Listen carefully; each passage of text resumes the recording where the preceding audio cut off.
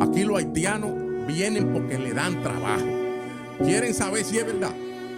Los haitianos manejan aquí 3 puntos neurálgicos de la economía dominicana, que no es Luisín ni el Nagüero que se lo ponen, que es seguridad en los edificios, son los serenos, agricultura, que es la comida de nosotros, y la construcción. Totalmente. Esos 3 puntos neurálgicos los manejan los haitianos.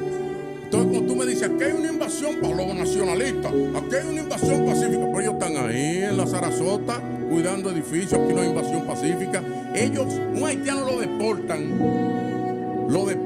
y para volver a entrar tiene que pagar, ¿verdad? Sí. ¿Tú sabes por qué él paga otra vez? Porque encuentra empleo. Ahora, si nos decidiéramos hoy a no darle empleo a los haitianos, se para la construcción, se para la agricultura, se para la seguridad de los edificios. ¿Tú quieres que te diga algo? La doble moral que hay aquí con los haitianos. Un dueño de una finca tiene 5 haitianos trabajando que hacen el trabajo de 10 dominicanos y ese se ahorra 50,000 pesos mensuales. Entonces aquí no hay tal invasión pacífica.